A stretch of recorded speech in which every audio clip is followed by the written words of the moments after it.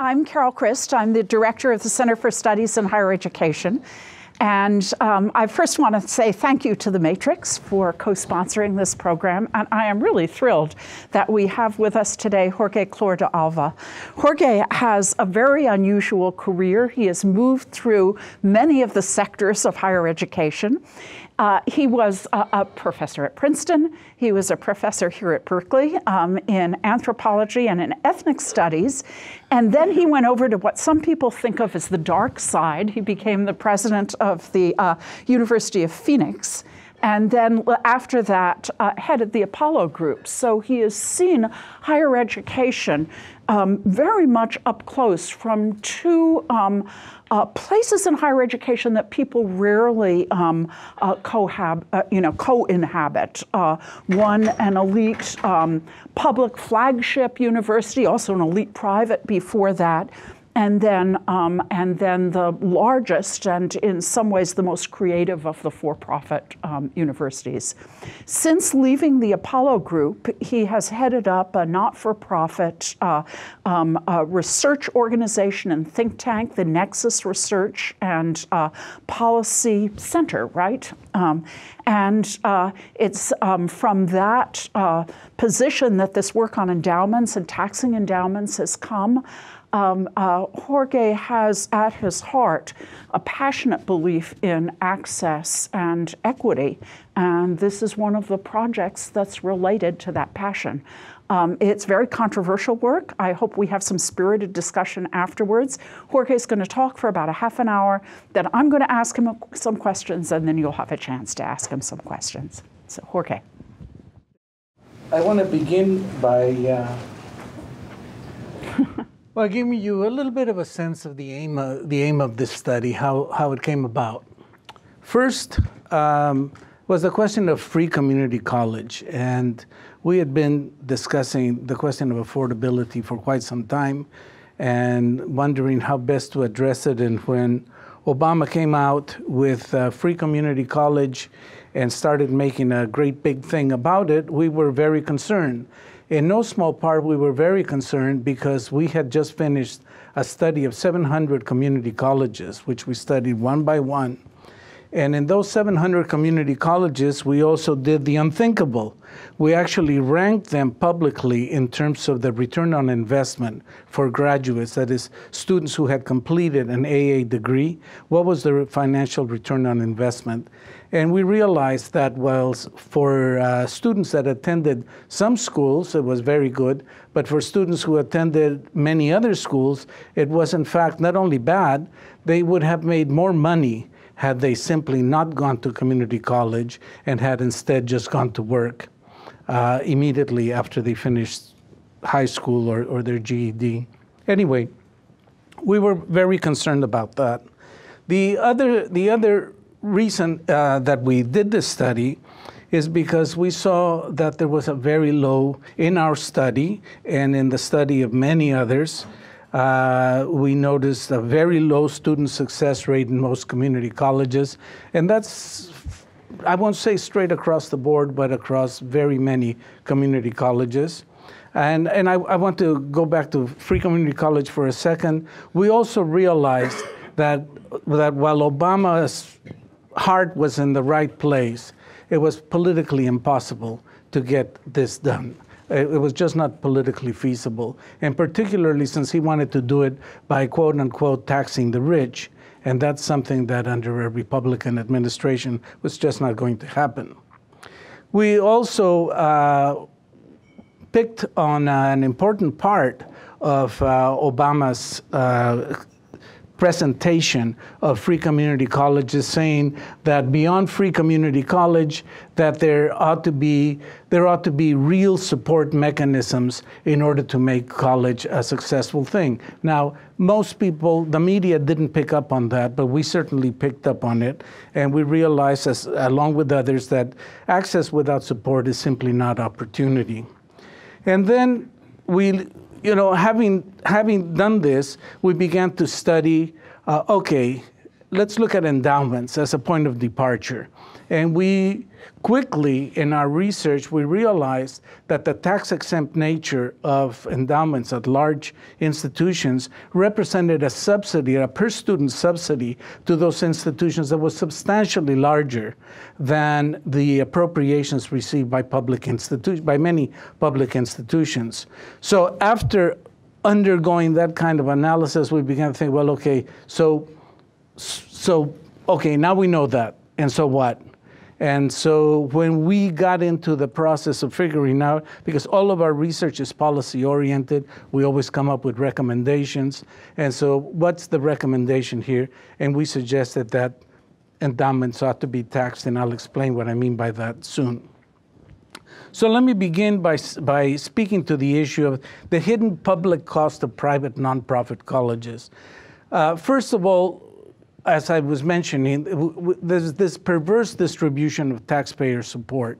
That is, although these institutions receive relatively little in terms of direct subsidies from the government, other than for research, et cetera, and certainly in financial aid, and I'm not speaking to that issue, we realized that having such a huge disparity in the amount of money that is being put out for for private institutions versus the public institutions, there was something wrong from a public policy perspective.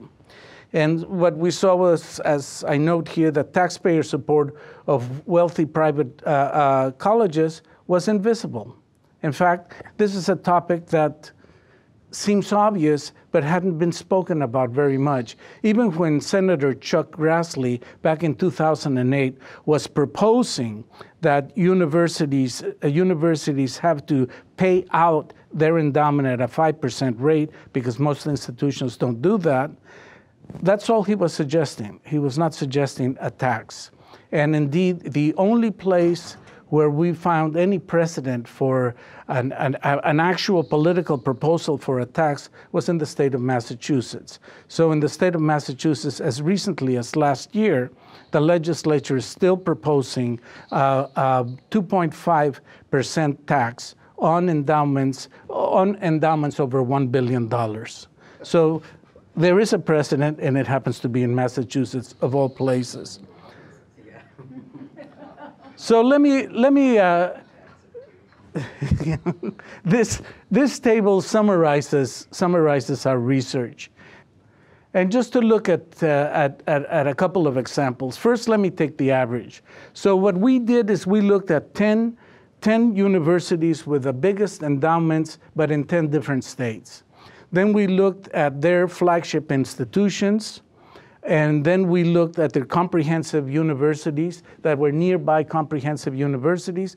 And then we looked at the largest community colleges that were nearby to see what the distribution was. And on average, out of the 60 schools that we studied, because we also studied some schools that had medium-sized endowments and small endowments, but I'm not going to discuss those here. Anyway, the average per FTE, and here I mean both graduate and undergraduate. So taking into consideration both graduate and undergraduates, and we're looking at full-time equivalent students. The average subsidy that they received in these 10 schools was about $41,000 per year. This is a subsidy based on the tax exemption that they have. The university, for flagship universities, about $15,000. For comprehensive universities, about $6,700. For community colleges, about $5,100. And the reason it's even that high as an average of $5,100 in part has to do with California, because California students basically don't pay tuition for community college. And so consequently, the state subsidies is obviously very high. If you look at, for instance, let's say the outlier in the group is my old school, Princeton, where annually the subsidy per student is $105,000. That's a handsome chunk of money. And compare that to Rutgers University at $12,500. Montclair at $4,700, and Essex Community College near Montclair, and indeed near Princeton, at $2,400. This is obviously the widest disparity because Princeton has such a huge endowment, but only about 8,000 students. If you look at California, which is, of particular interest to us here, and you look at Stanford, Stanford students get $6,300. And I want to add something here. This is $63,000 subsidy without counting, I'm not talking about anything having to do with financial aid, and I'm not counting here, very importantly, what are called pilots. So they're payments in lieu of paying their real estate taxes. If you add that to Stanford, it adds up to about another $6,000 that each student gets. So compare that to what Berkeley gets, about $10,500. Compare that to Cal State Fullerton, $4,000, and Fullerton College, again, is higher, once again, because in the state of California, community college is essentially free. So anyway, out of this disparity came the issue for us of, what to do about it. So if you look at this hidden public cost of private nonprofit colleges, it really is a form of welfare to the wealthy. So here you see the subsidy for the 10 highest endowment colleges is 3 times the subsidy for the flagships, 6 times the subsidy for the regionals, 8 times the subsidy for the community colleges. And very importantly, these schools, the public schools in all 3 of these sectors, they have to fight it out. To get whatever they get, they have to fight it out with all sorts of other constituencies, with all sorts of competitors at the political level, and it's all very public. Whereas at the level of this elite institutions with large endowments, you don't even know it's there. Nobody's even talking about it. That is, until now, that we have managed to precipitate a lot of conversation on the topic. And again, I want to point out that we're not taking into consideration the big problem of property taxes. And I'll tell you why we're not taking it into consideration. Since they're tax exempt, most institutions don't assess the value of their property. And certainly the county or the municipality within which they exist and would have been paying taxes, they also don't assess it because it's an expensive thing to do. And what for? They don't pay taxes. So if you take a look at Stanford here, according to the Santa Clara County Assessor's Office last year, Stanford University has about $8 billion in assessed valuation, in what would be assessable valuation on which they would have to pay taxes. Well, this adds up to about $555,000 per student, which translates into another $6,000 taxpayer subsidy per student. So on top of the $63,000, you can add another $6,000 if we were to take this into consideration. In the case of Harvard, and as you may or may not know, Harvard's physical plant is primarily in the city of Cambridge, whereas Cambridge, since they practically own the city, there's not much discussion there about the taxes that they owe. But Boston, who's very concerned about the fact that Harvard has also a chunk of real estate in Boston, they assess their taxes so that they're liable. This was back in 2009, which is the only data that we have for them. They assess their taxes at $40 million, and so they would have been paying $38 million in net tax breaks that they're getting, which adds up to another $1,800 per student. And then, when they were assessed by Boston, I'll just share this with you. Despite the fact that they had the tax exemption, despite the fact that there's all the town and gown discussion between Boston and Harvard, they only paid like about 5% of what they were voluntarily called upon to pay with regards to on a pilot basis that is a payment in lieu of taxes. The next issue that we were concerned with is, okay, so we know that endowments do a lot of good things, and certainly for the people that are at the institution, whether they be the students there, the faculty there, or people who can take advantage of the things that the institution sponsors, whether it's museum, theater, whatever might be the case. But there's another aspect to growing inequality that we wanted to analyze here, and that is the relationship between the size of endowment and the Pell participation rates. And there we saw another perverse pattern, which I'm sure that, like much social science, it's just common sense. Yes, you can imagine there are very few students that receive Pell grants within these rich schools. But we looked at them one by one, and we can summarize it this way. 14% of those elite institutions have Pell grants. 14% of the students on average at those elite institutions are Pell Grant eligible, versus 41% in the community colleges and 38% in the regional campuses. The point that I'm making here you can see it graphically laid out.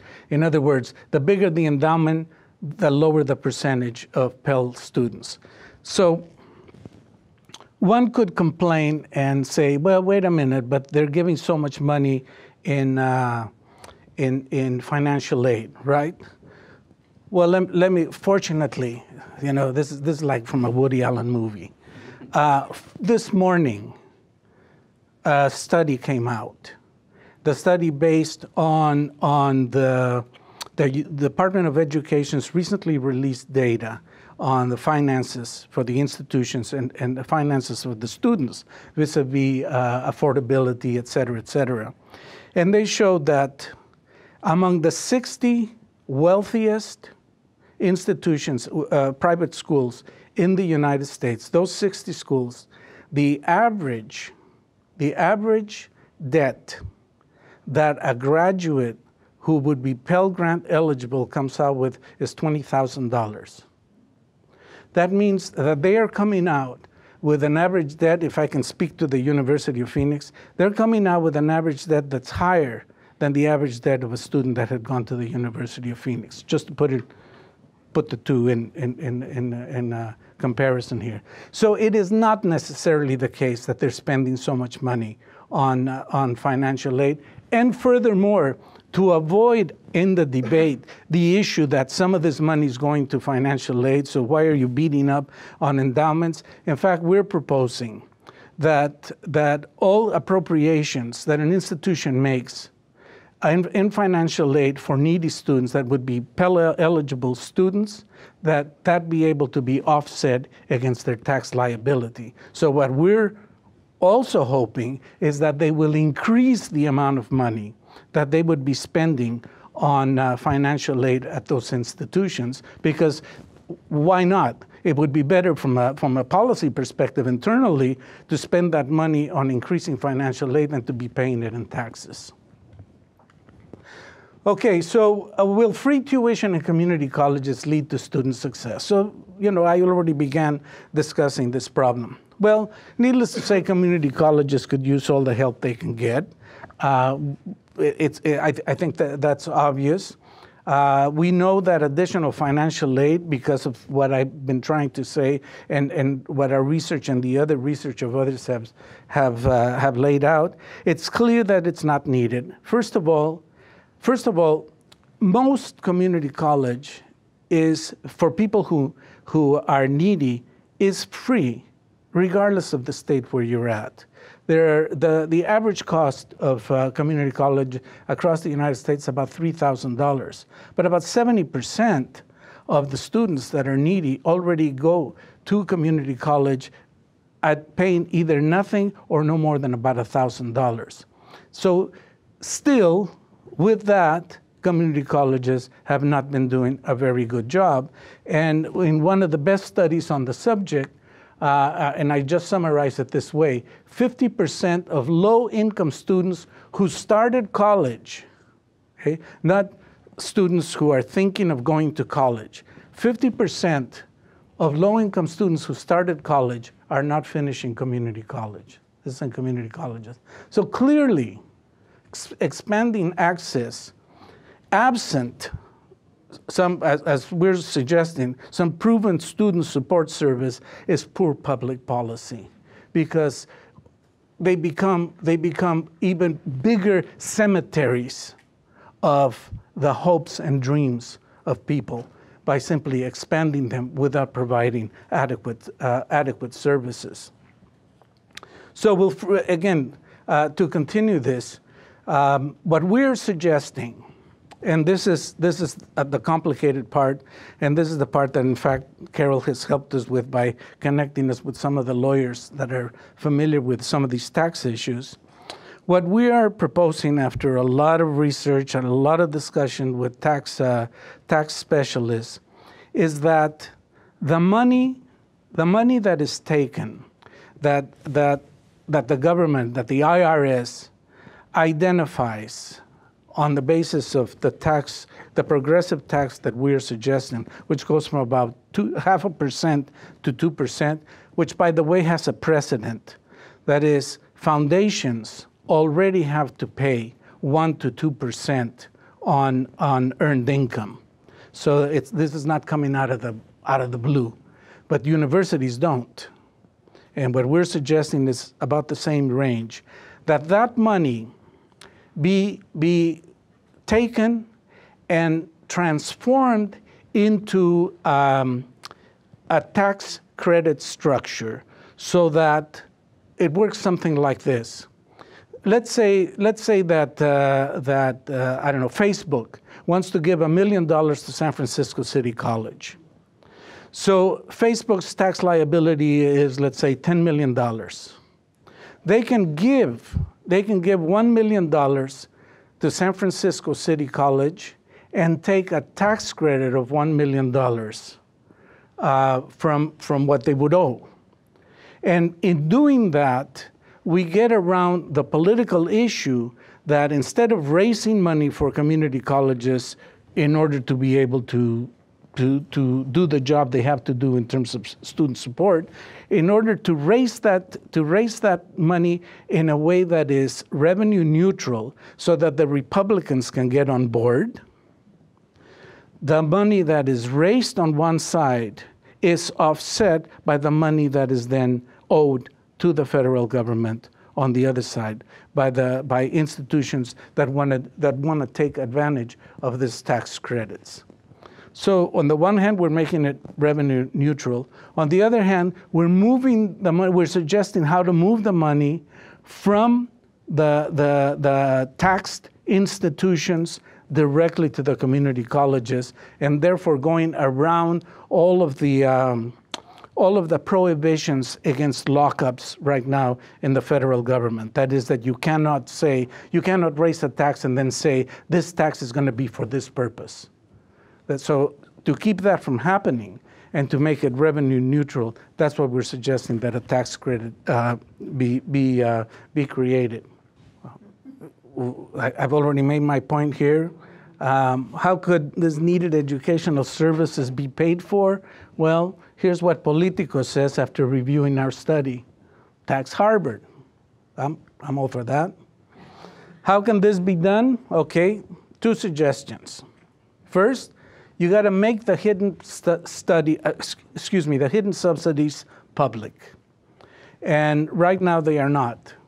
The reason we have undertaken the research we did on how much of a subsidy is taking place, the way we did it, it's because we don't have access, nobody has access to what the actual earned income on endowments is of these wealthy institutions.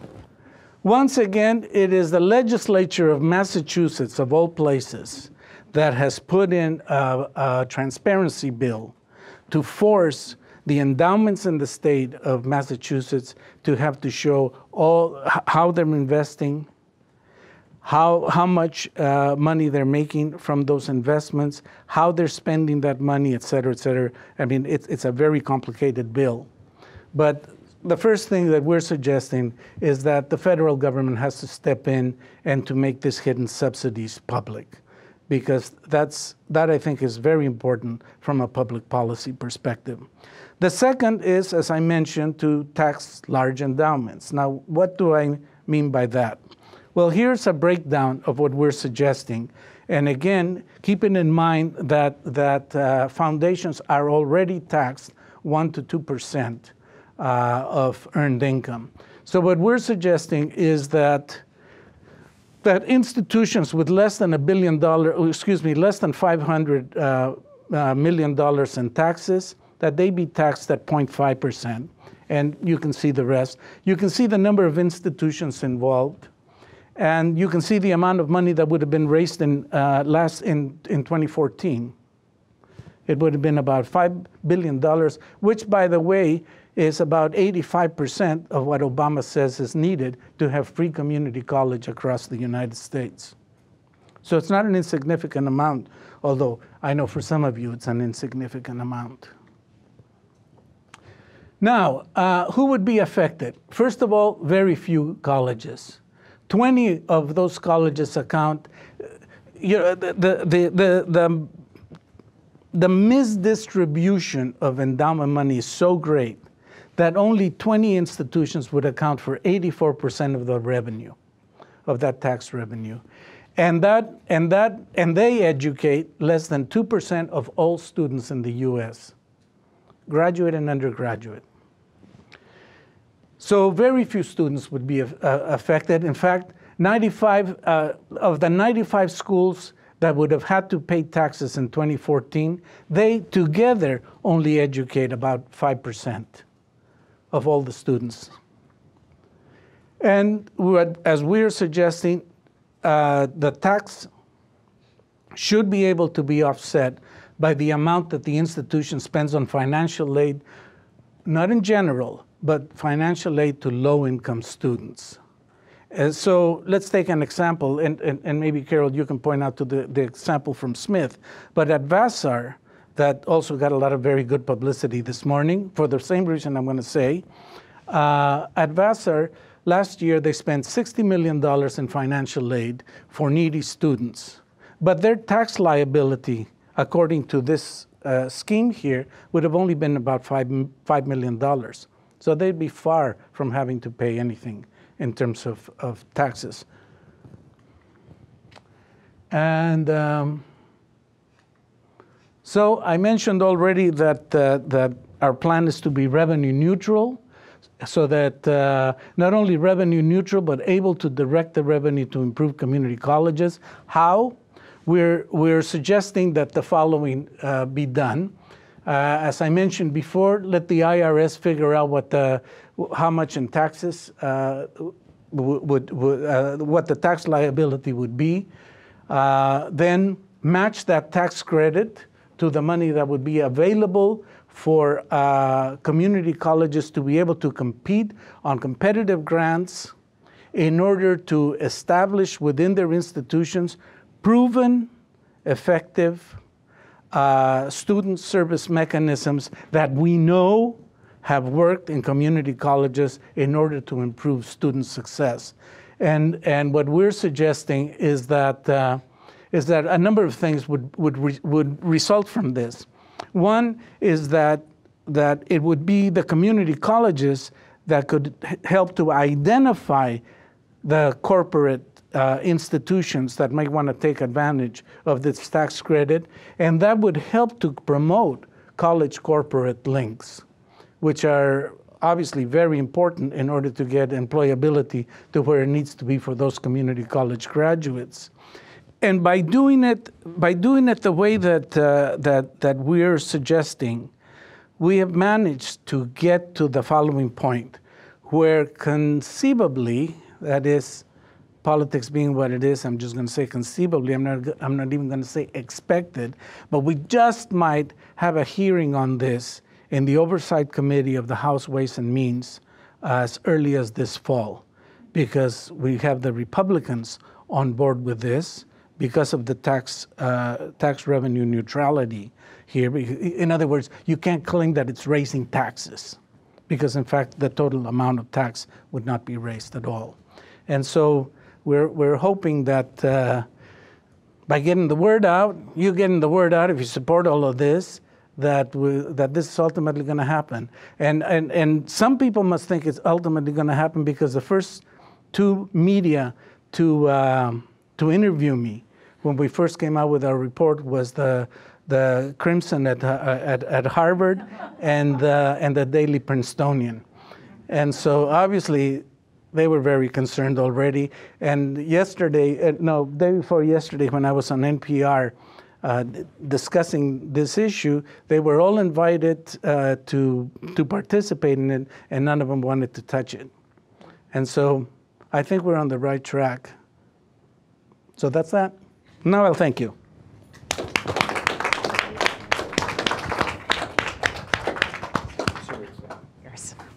So, Jorge, as you know, I find this a very provocative idea. But I had a number of questions. I wanted to just start off the questioning, and then I'll throw it open to all of you. Private schools with very large endowments are largely research universities. Not all of them, but most of them. And as you know, it's a hard problem in college and university budgeting to separate what supports research from what supports instruction. And you could at least make the claim that research universities in their research capacity, as opposed to their instructional capacity, are serving the public good. And that part of what these endowments do is support that research capacity. So how would you answer that argument in defense of your plan? Well, this is an argument that really speaks to the broader defense on the part of these institutions, that not only their research but many other things that they do are in the public good, and I think that's the case. We could, for instance, argue for a policy that excludes research funding, and therefore more money would go into research within the institution itself rather than pay taxes. So in other words, the same way as you are incenting the institution to spend more money on financial aid, you could incent them to, tax policy after all is a creation of incentives. Yeah. You could incent them to spend more on research. Where I have difficulty with that is that most of the research money comes from outside the institution. It is definitely the case that some of it comes from the endowments. And that's more true even in public institutions. But most of it comes from outside, and we're not taking that into consideration. We could do a trade-off and you pay property taxes. Yeah. Yeah, it's funny because if I were Harvard's lawyer or Princeton's lawyer, I think that's one of the first places that I would go for an argument, is saying the endowment supports much more than student instruction, but rather the enormous research capacity, which isn't just the direct funding of research, but it is, the laboratories, the technicians, all of the centers. Absolutely. But let me say that because we are hopefully young in years and judgment old, we didn't get into that in any of our research. Yeah. Because that's ultimately a policy debate we don't want to take on. What we want to take on is essentially an excise tax debate. So it is independent of how much money they make. The difference between one year and another's tax increase would determine what that tax would be. And if the institutions don't want to do it that way, then they have to be transparent. Yeah. About how they run their endowments. And I don't think very many institutions would be interested in doing that, because these are huge. These are huge endowments. And I just have to share with you that if Princeton decides to make a particular move in terms of its investments, you can be assured that Wall Street is on top of it, and plenty of investors would follow them on that. So they have no interest in telegraphing what it is they're going to be investing in. And another question that I have relates to public university endowments. And I was, this just happened to come in the mail when I was thinking the Chronicle of Higher Education Almanac. And in just the top 25 endowments, University of Texas System, 25 million. Texas A&M, 11 million. Billion. University of Michigan, billion, sorry. University of Michigan, 9 billion. University of California, 7 billion. University of Virginia, about 6 billion. Ohio State, 3.5 billion. So how would you, I'm interested in how you would think about those very large public university endowments. Well, let me quote Carol Chris on this. Okay. She says that in the public institutions, a lot of that money goes to offset the loss in funding in appropriations from the state. So, given that, we decided not to touch the publics and just focus on endowments of large private institutions. And I would go beyond what Carol Chris said, which was very good, it was useful, and we quoted you. Yeah. I would go beyond that and say, well, they're public institutions. You know, are we going to tax the Department of Defense? I'm all in favor of it. Probably you are too. But it's an odd thing to think that we're going to tax what's already being paid for by taxpayers. I guess what I was suggesting is a kind of refinement to your analysis that if you were going to not touch this, I wonder whether you should add the per student benefit of that endowment to the public subsidy of the state institutions. But that's hard. See what I mean? Yeah, but that's very, that requires the institutions to generate data they're unwilling to generate. And I mean, a lot of this is the fact, folks, this is hidden stuff. This is a huge subsidy by taxpayers like you and me that you don't know about. You don't. It's hidden. I think you already answered my third question, which is I was wondering why the complexity of the bond mechanism and why not straight redirection, but you really explained that you can't target tax revenues for a specific purpose. No, you can't. So this is the way in which you're doing that. And so we're using the precedents. We couldn't use a bond precedent, which was one we discussed earlier. What we were hoping to do is use a precedent of tax bonds, but that was not possible for a number of reasons. And so consequently, with the lawyers that we've been working with, they suggest that it be straightforward a tax credit because there's plenty of precedent for that. In other words, you have tax credits to stimulate, a certain part of Oakland, let's say, to get businesses into Oakland where they don't have to pay all their taxes, blah, blah, blah. I mean, there's a lot of precedent for tax credits. Yeah, that's really interesting.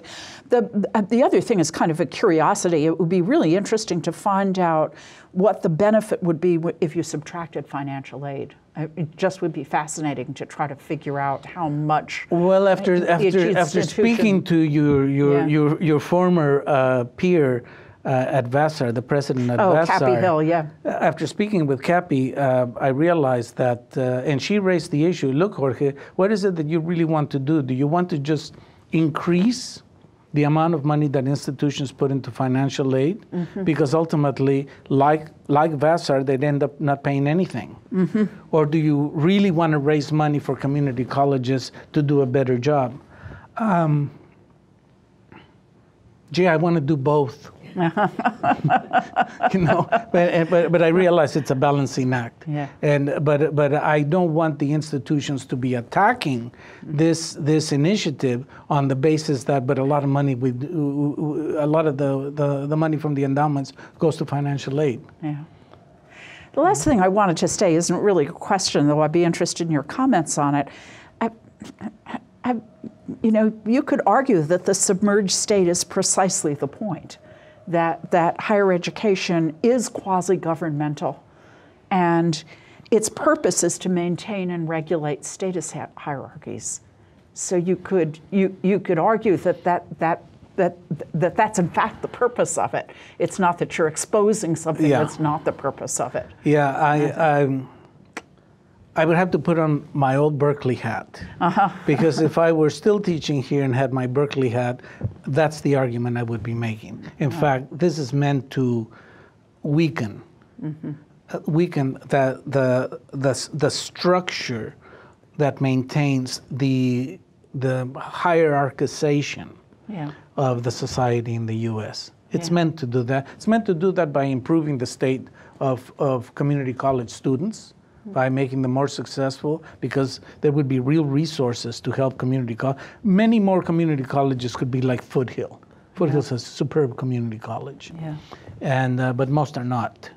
But it's such an interesting situation, I think, in the United States right now, where the pyramid or the status hierarchy of institutions of higher education has gotten much steeper.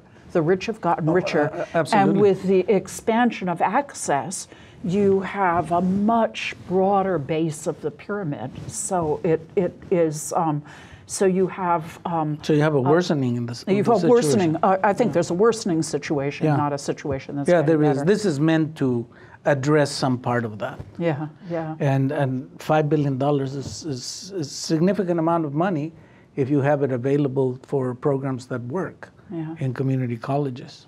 Yeah, but it depends so much of what you're of Obama's proposal, and also what you're arguing depends on whether you think that community colleges are a door to opportunity or the lowest part in the status hierarchy. Yeah, that's true. I mean, if you don't give a damn about community colleges, there's no argument. I cannot persuade you.